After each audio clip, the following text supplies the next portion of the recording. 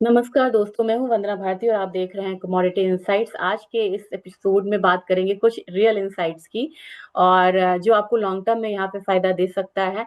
Currency impact बहुत जरूरी है। 2026 में यहाँ पे बात हो रही है कि आईएनआर एक बारी 95 से ऊपर भी जा सकता है, डिप्रिशिएट होके 90 से के करीब जाता हुआ हमने इसे देखा है।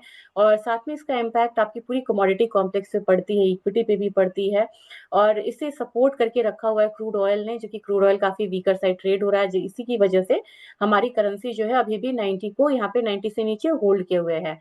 फेड का यहाँ पे टूल देखेंगे कि अब क्या इंडिकेशंस आ रहे हैं रेट कट का। दूसरी बात यहाँ पे है, सबसे इंपॉर्टेंट है कि रशिया यूक्रेन डील का क्यों नहीं इम्पैक्ट आया सोने पे, जबकि कायदे से प्राइसेस को गिरना चाहिए था, क्योंकि जियो पॉलिटिकल टेंशन जो हमेशा हम लोग बोलते रहते वो यहाँ पे कम होती हुई नजर आनी चाहिए थी। क्या कारण है कि यहाँ पे गोल्ड सिल्वर कम नहीं हुआ? सबसे पहले तो शेयर करूंगी एक्सेल कैलकुलेटर। और एक्सेल कैलकुलेटर मेरे ख्याल से अब यहाँ पे आपको विजिबल हो चुका है। बिल्कुल, थोड़ा सा ध्यान से इसे देखिएगा। ये दिखाना इसलिए जरूरी है ताकि आप ये जान पाए कि कितना इम्पैक्ट आता है अगर डॉलर जो है 1 रुपया अप्रिशिएट हो गया। मतलब रुपया जो है 1 रुपया मतलब कि अप्रिशिएट होता है डॉलर के अगेंस्ट या डिप्रिशिएट होता है।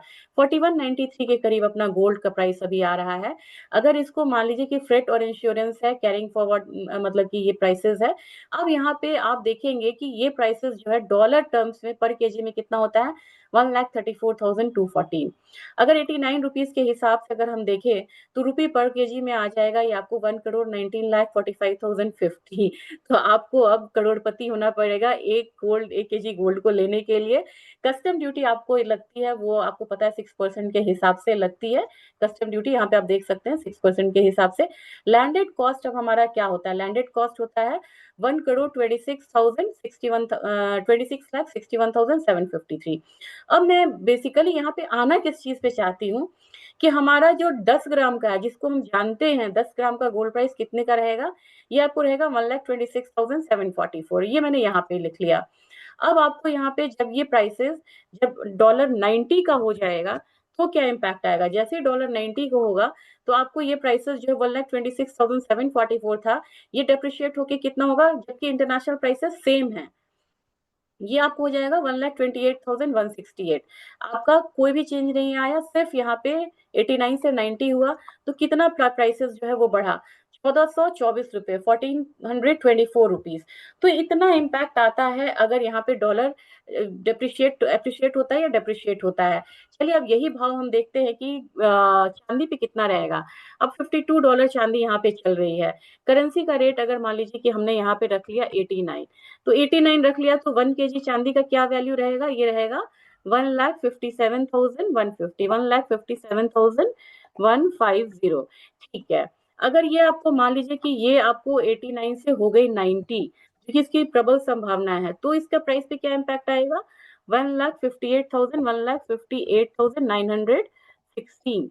अगर आप इस वीडियो को स्लो करके देखेंगे तो आपको समझ में आ जाएगा। अगर कैलकुलेशन नहीं मतलब कि ध्यान में आ रहा है, एकदम ध्यान से देखिएगा सारे इसके क्या क्या मतलब यहाँ पे मैंने ऐड करा है और माइनस करा है। अब यहाँ पे ध्यान से देखिए कि 1 रुपये अगर ये डेप्रिशिएट होता है तो क्या इम्पैक्ट हम लोग आता हुआ देखते हैं।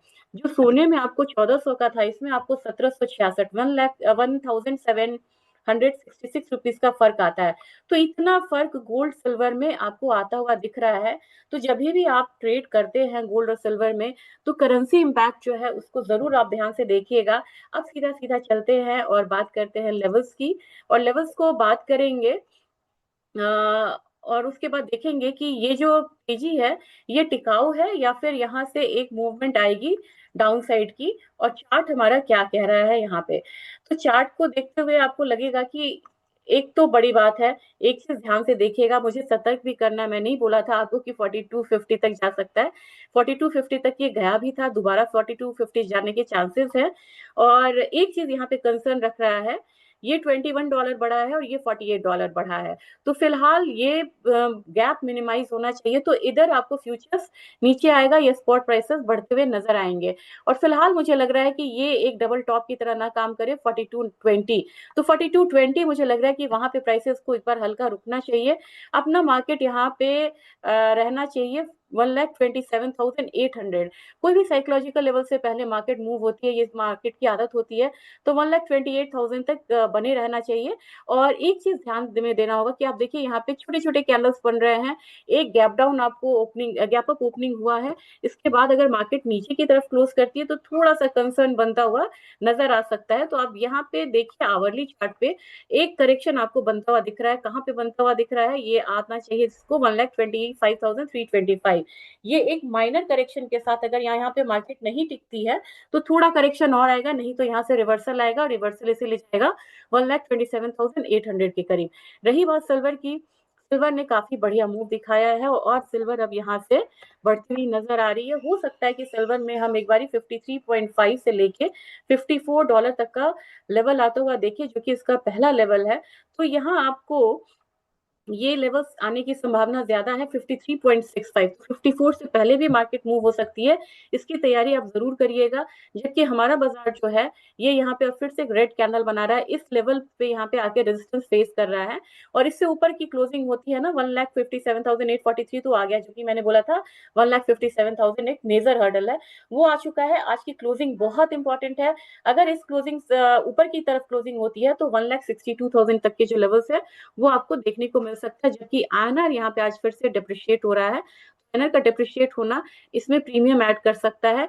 यूएस ऑयल अब यहाँ से एक सपोर्ट लेता हुआ दिख सकता है, लेकिन $59 से ऊपर की चाल मुझे नहीं लग रही, क्योंकि अब एक पॉजिटिव सेंटिमेंट्स आया है मार्केट में यूएस रशिया यूक्रेन डील को लेके।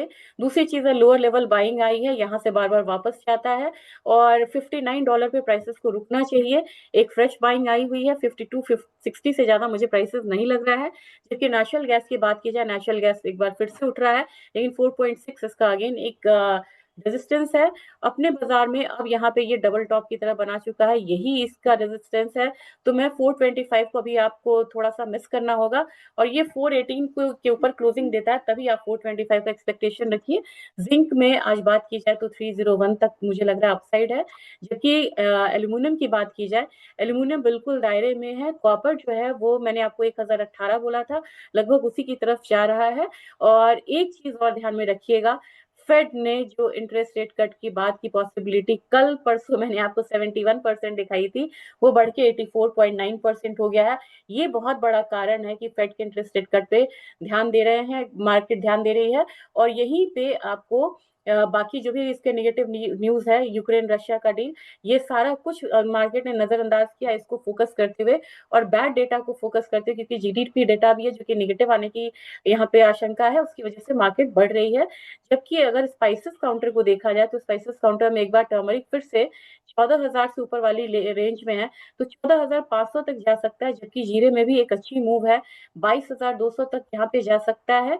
कार्डमम यहाँ पे सॉरी धनिया यहाँ पे रुकता हुआ नजर आ रहा है, एक डबल बॉटम की तरह यहाँ बनाया है, मेरे ख्याल से अपसाइड में 9,500 तक जा सकता है। जबकि कार्डमम की बात की जाए, कार्डमम एक अच्छी कमोडिटी है, थर्ड राउंड पिकिंग भी हो गई है, अराइवल कम है, तो 2650 तक प्राइसेस जा सकते हैं। जबकि ग्वारसीड ग्वारगम हो, कल की गिरावट के बाद यहाँ पे एक बाउंस देखने को मिल रहा है, 8400 तक एक्सपेक्टेड है ग्वारगम। ग्वारसीड की बात की जाए, अभी भी इसमें रिलीफ नहीं है, ये 4580 तक जा सकता है। कॉटन ऑयल सीड केक की बात की जाए तो यहाँ पे एक रेजिस्टेंस यहाँ पे रहेगा कल के हाई का, और ये हर्डल है, यहाँ पे ये हर्डल को तोड़ना जरूरी है, ये है 2970 का। और कैस्टर की बात की जाए तो कैस्टर में मुझे लग रहा है कि स्ट्रॉन्ग मूव के लिए कैस्टर तैयारी कर रहा है और 7050 तक इनफैक्ट आ सकता है, जो कि इसका रेजिस्टेंस है। तो ये एक मैंने अपडेट आपको दिया था, और प्लीज एक बारी जरूर ध्यान में रखिएगा कि आईएनआर का क्या इम्पैक्ट आता है इंडियन गोल्ड प्राइसेस पे। Thank you.